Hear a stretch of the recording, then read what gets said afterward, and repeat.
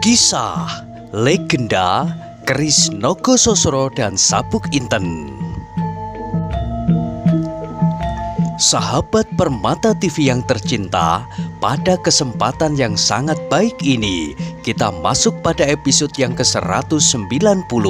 Selamat menikmati. Dalam kisah sebelumnya diceritakan, Arya kemudian melihat ayahnya menundukkan wajahnya. Pertanyaan Mahesa Jenar benar-benar telah mengguncangkan jantungnya. Iya, apakah keputusan itu sudah sebaik-baiknya? Pertanyaan itu timbul pula di dalam hatinya. Tetapi ketika dipandanginya wajah anaknya yang merah padam, timbul pula kasihan di dalam dirinya. Anak satu-satunya yang dengan gigih telah berjuang untuk kepentingan tanah perdikan ini. Bahkan ia di bawah asuhan Mahesa Jenar itu sendiri. Ketika Gajah Sora tidak segera menjawab, maka Mahesa Jenar itu pun kembali langsung bertanya kepada Arya Saloka. Katanya, "Arya, apakah kau telah membayangkan apa saja yang kira-kira dapat terjadi dengan keputusan itu?" Arya Saloka ragu-ragu sejenak, tetapi dorongan yang kuat di dalam hatinya memaksakan menjawab. "Tak ada pilihan lain, Paman." Mahesa Jenar menarik nafas, katanya, "Apakah kau telah mencobanya?" Arya mengerutkan alisnya, desisnya, "Apa yang dapat dicoba?" "Arya," berkata Mahesa Jenar, "dalam persoalan ini masih harus dicari sumber yang menyebabkannya. Kalau ternyata Karebet berbuat demikian atas perintah Baginda, maka soalnya menjadi jelas. Namun kalau perbuatan itu dilakukannya atas kehendak sendiri untuk mendapatkan hadiah atau pangkat atau apapun, maka akan ternyata bahwa kau terlalu tergesa-gesa. Mungkin Baginda sendiri akan menolak persembahan itu, dan masih ada 1001 macam kemungkinan yang lain." "Tidak, Paman," jawab Arya tegas. Mahesa Jenar terkejut mendengar jawaban itu. Belum pernah Arya bersikap demikian kerasnya kepadanya. Dan ternyata Arya itu berkata terus, "Sudah jelas dikatakannya bahwa Karebet mengambil Widuri untuk Pangeran Timur. Kalau perintah itu tidak turun dari istana, apakah Karebet berani mempersembahkan seorang yang hanya diambilnya dari pegunungan? Apakah itu bukan merupakan penghinaan bagi Pangeran Timur dan Baginda sendiri? Tetapi hal itu pasti sudah menjadi pilihan Pangeran Timur. Paman, seandainya hal itu dilakukan baik-baik, maka hatiku tidak akan merasa dihinakan." Mahesa Jenar menarik nafas dalam-dalam. Ia melihat ketidakwajaran dalam persoalan ini. Hampir-hampir ia berkata bahwa apakah hak Arya Saloka untuk marah hanya karena penghinaan yang dilontarkan oleh Karebet itu. Dan kenapa Karebet itu sengaja memancing kemarahan Arya Saloka. Tetapi Mahesa Jenar tidak mengatakannya. Disadarinya bahwa hati Arya Saloka benar-benar sedang gelap. Dan Mahesa Jenar pun dapat memahami kegelapan hati itu. Dikenangnya kemudian ketika ia kehilangan Rara Wilis di Peliridan beberapa tahun yang lalu. Seorang yang tidak tahu sebab musababnya, Sagotra, hampir-hampir dicekiknya sampai mati. Namun kini Arya Saloka menghadapi persoalan itu tidak seorang diri, seperti dirinya pada saat itu. Tetapi di belakangnya akan terlibat beratus-ratus orang. Mahesa Jenar itu pun hanya dapat merenung. Ia tidak dapat mencegah muridnya dalam keadaan itu. Kalau ia tidak ingin kehilangan kewibawaan atas muridnya itu.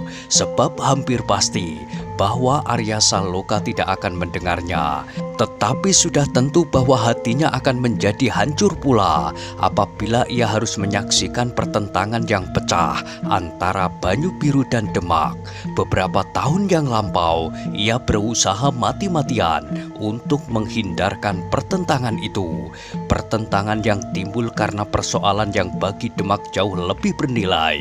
Persoalan yang ditimbulkan karena keris-keris Nogososro dan Sabuk Inten. Meskipun ternyata hanya karena kesalahpahaman saja. Kini soal itu adalah soal seorang gadis. Tetapi bagi Arya Saloka, persoalan ini adalah persoalan harga diri, kehormatan, dan yang lebih penting adalah gairah bagi masa depannya. Mahesa Jenar itu pun kemudian meninggalkan serambi belakang rumah Ki Ageng Gajah Sora.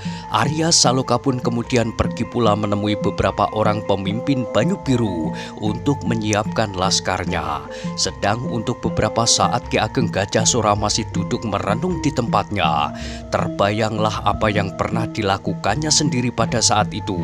Justru pada saat dirinya akan ditangkap oleh prajurit-prajurit Demak.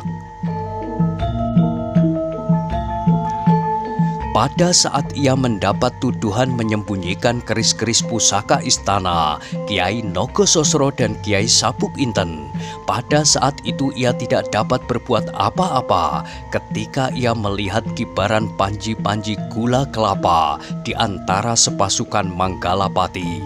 Bendera yang melambangkan kebesaran Demak, lebih dari itu bendera yang melambangkan persatuan dan kesatuan. Apakah sekarang ia akan membiarkan anaknya melawan Demak, melawan persatuan dan kesatuan itu? Hati Gajah Sora itu pun tiba-tiba menjadi hancur. Hancur seperti yang pernah dialaminya beberapa tahun yang lalu. Tetapi ia kini tidak mampu mencegah anaknya berbuat demikian. Tiba-tiba ia tersadar ketika Ki Ageng Lembu Sora masuk menemuinya. Adiknya itu segera akan minta diri untuk kembali ke Pamingit, menyiapkan pasukannya untuk membantu Arya Saloka, memaksa Baginda Sultan Trenggono mengurungkan niatnya mengambil Endang Widuri untuk putranya. Semuanya kemudian berjalan di luar kemauan Ki Ageng Gajah Sora. Beberapa kali ia berusaha mencegah anaknya melanjutkan niatnya, namun ia tidak juga berhasil. Bukan saja Ki Ageng Gajah Sora, tetapi Mahesa Jenar dan Ki Ageng Sora Dipayana. Namun Arya Saloka tetap pada pendiriannya, merebut Endang Widuri dengan segala akibatnya. Sedang Gajah Sora yang merasa seolah-olah Arya Salokalah yang telah mempertahankan kedudukannya di Banyu Biru, baik dari tangan Lembu Sora maupun dari tangan golongan hitam, maka ia tidak sampai hati untuk mempergunakan kekuasaan, mencegah Laskar Banyu Biru untuk mengambil bagian dalam kemarahan Arya Saloka itu. Tetapi Mahesa Jenar tidak segera berputus asa. Dibiarkannya Arya Saloka mempersiapkan dirinya, mempersiapkan laskarnya dan bahkan dengan laskar Pamingit sekalipun. Namun ia masih berusaha untuk mencari jalan keluar. Di otak-atiknya persoalan itu direntang, digulung, diurai, dilipatnya, dihubung-hubungkannya setiap persoalan dan setiap sikap dari orang-orang yang berkepentingan. Dan akhirnya Mahesa Jenar mengambil suatu sikap. Betapapun berat hatinya untuk melakukannya, menemui Kepu Kanigara seorang diri. Malam itu Mahesa Jenar memenuhi maksudnya. Ditemuinya Kepu Kanigara yang sedang merenung di dalam bilik yang disediakan untuknya. Ketika Kepu Kanigara melihat kehadiran Mahesa Jenar, maka tampaklah ia terkejut. Dengan tergesa-gesa ia mempersilahkan Mahesa Jenar masuk ke dalam bilik itu. "Terima kasih Kakang," sahut Mahesa Jenar sambil duduk di pembaringan Kepu Kanigara. Mahesa Jenar dan Kepu Kanigara telah berkumpul dalam waktu yang lama. Setiap kali mereka bertemu dan bercakap-cakap, setiap kali mereka mempersoalkan berbagai masalah yang paling ringan sampai yang paling berat. Setiap kali mereka berbuat bersama-sama dan mereka pun ternyata memiliki unsur kekuatan yang sama. Mereka bersama-sama adalah tetesan dari sumber kekuatan. Ki Ageng Pengging Sepuh.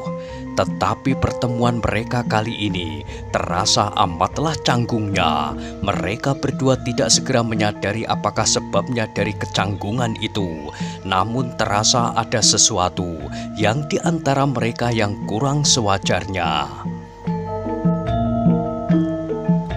Setelah mencobanya menenangkan hatinya, maka Mahesa Jenar mencoba mulai dengan persoalannya.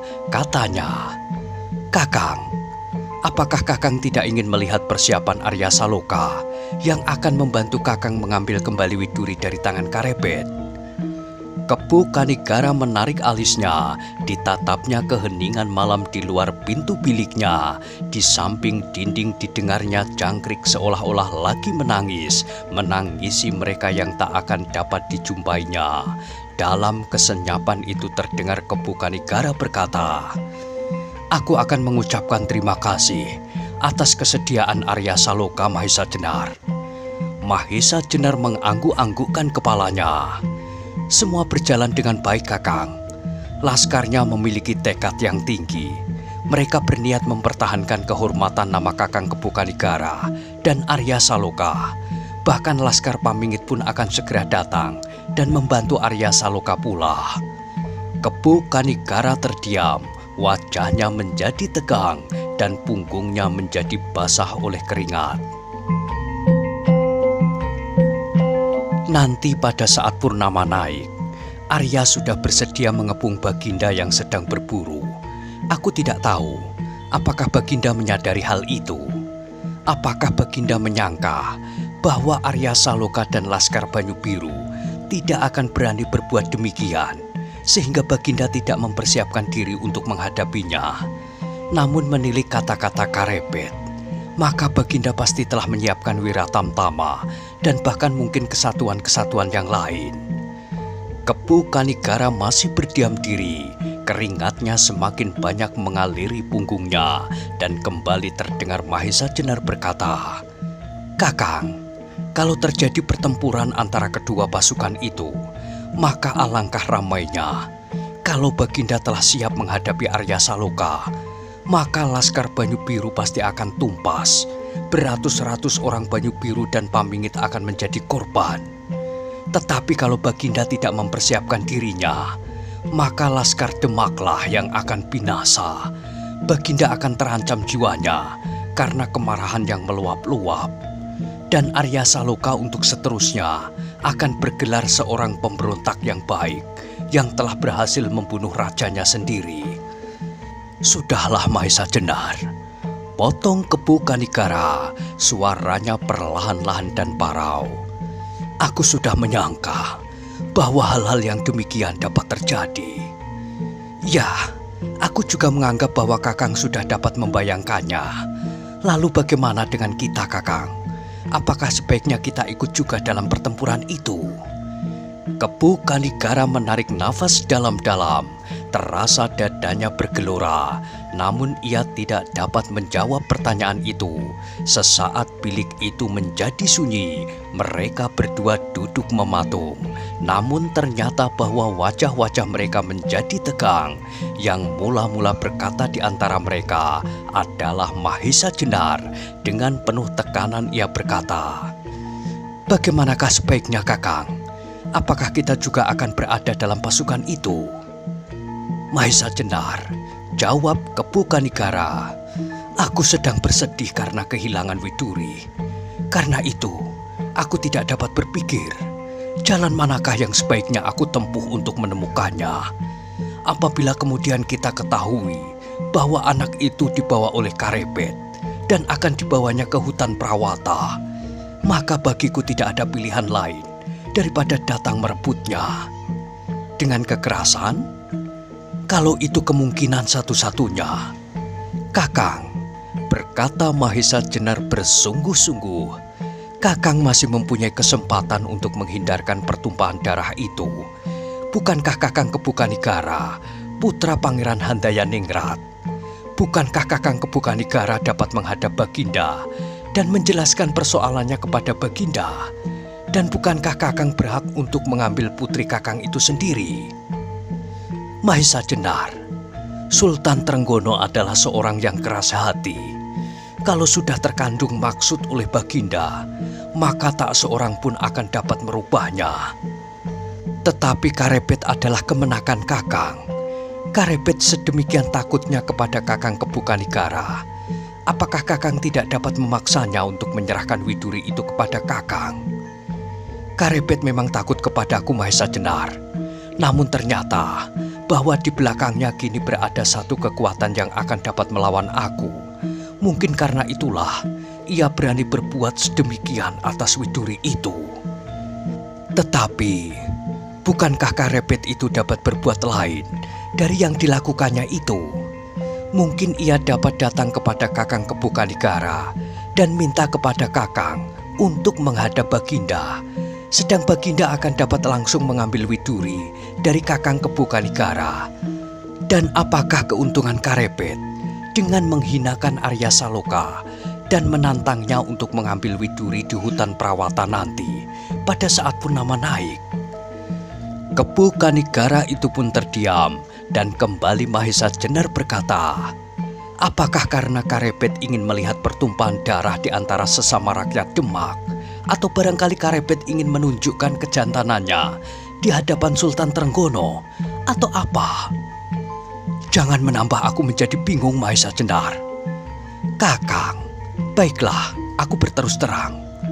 Apakah Kakang cukup berduka atas hilangnya Widuri, satu-satunya anak yang Kakang kasihi selama ini? Apakah Kakang cukup menunjukkan usaha untuk menemukannya sampai saat ini, Kakang? Sekali lagi, baiklah aku berterus terang, supaya tidak terjadi salah tangkap dari segala perbuatan Kakang itu. Apakah Kakang telah berusaha melepaskan Widuri dari kemungkinan hubungannya yang lebih erat dengan Arya Saloka, dengan alat Karebet itu?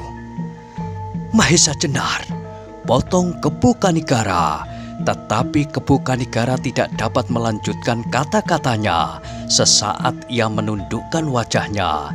Di luar malam menjadi semakin kelam dan malam yang kelam itu benar-benar mendebarkan.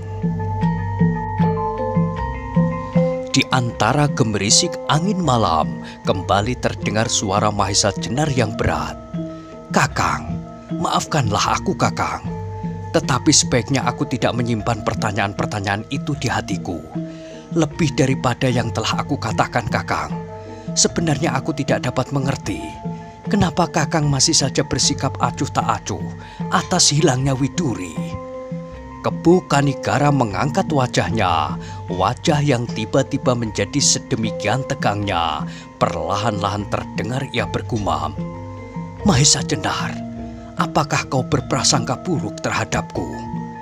Mahesa Jenar tidak segera menjawab. Bahkan terjadilah beberapa persoalan di dalam dirinya.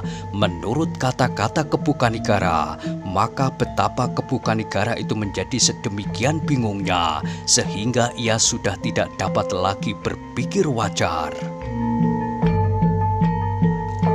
Namun apakah seorang Kebukanigara dapat menjadi sedemikian kehilangan segala macam pertimbangan?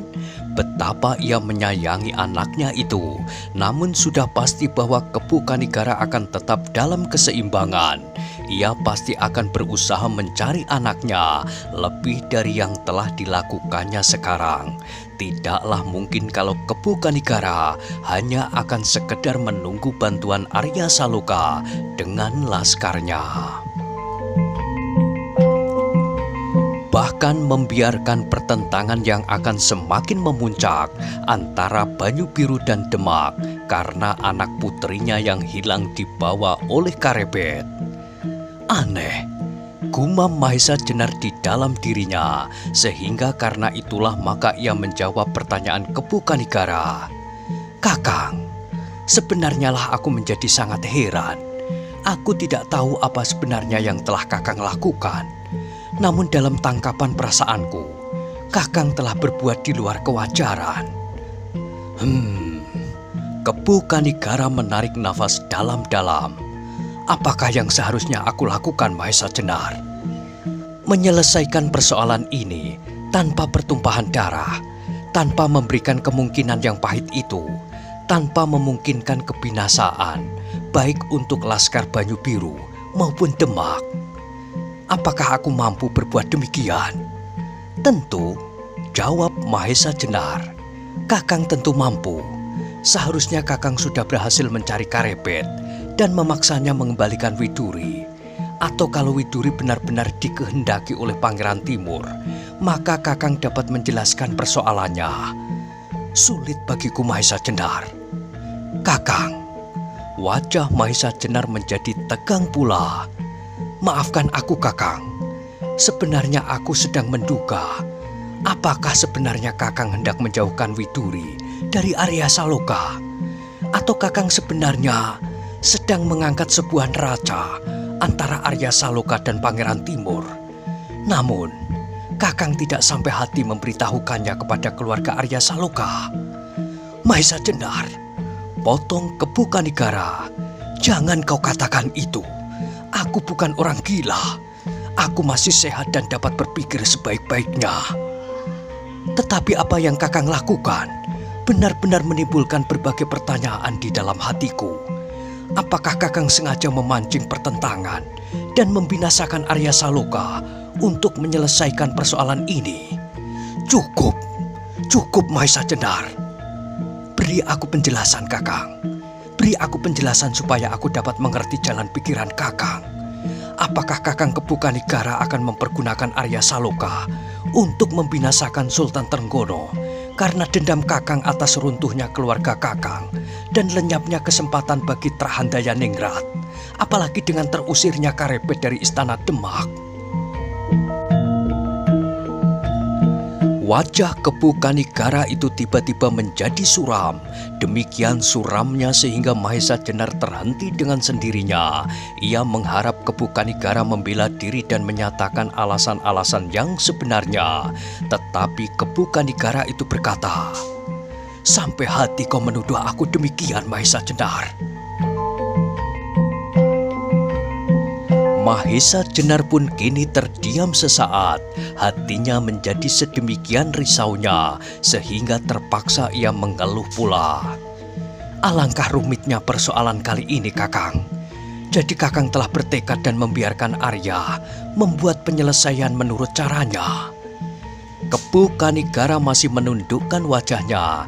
Terasa benar pada wajahnya yang suram itu pergolakan di dalam hatinya.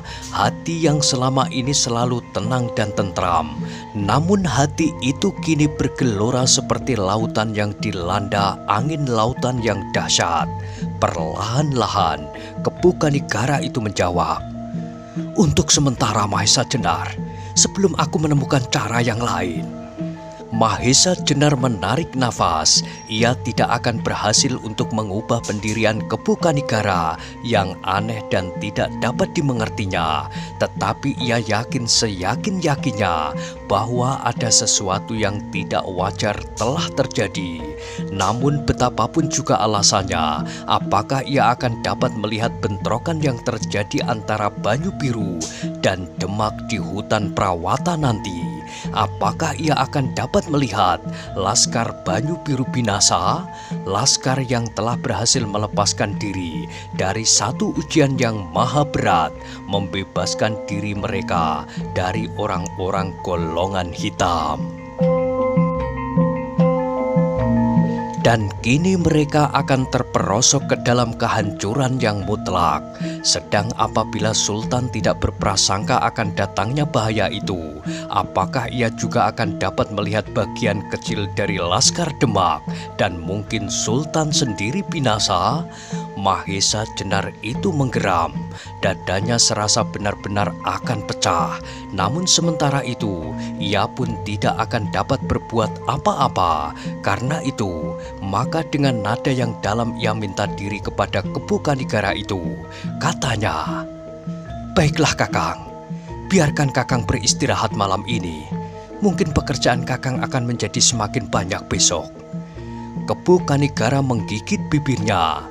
Jawabnya lemah, "Baiklah Mahesa Jenar." Mahesa Jenar itu pun kemudian segera meninggalkan bilik Kebu Kanigara. Di halaman ia mendengar kentongan di kejauhan dalam nada darah muluk. Tengah malam, gumamnya.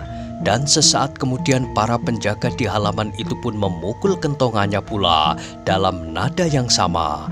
Ketika Mahesa Jenar kemudian menengadahkan wajahnya, maka dadanya berdesir. Dilihatnya bulan yang hampir bulat mengapung di langit dengan tenangnya. Sehelai-helai awan yang tipis terbang menyapu wajah bulan itu. Di langit yang biru, kelelawar beterbangan berkejar-kejaran seperti sedang bergurau. Tetapi Mahesa Jenar sama sekali tidak tertarik pada kelelawar, pada awan dan bintang-bintang di langit. Yang sangat menarik perhatiannya adalah bulan yang hampir penuh itu, sehingga perlahan-lahan ia bergumam sendiri. 4 hari lagi purnama penuh akan naik. Pada saat itu, Sultan Trenggono akan membuat perkemahan di hutan Prawata. Pada saat itu, Arya Saloka akan mengepungnya dan menuntut Widuri kembali. Kalau mereka tidak menemukan kata sepakat, maka keduanya akan bertempur dan akan saling membinasakan. Kembali Mahesa Jenar menarik nafas dalam-dalam. Udara yang dingin menyentuh dadanya dan terdengar ia berdesah perlahan-lahan. Telah terbayang di matanya mayat yang bergelimpangan, mayat kawan dan mayat lawan.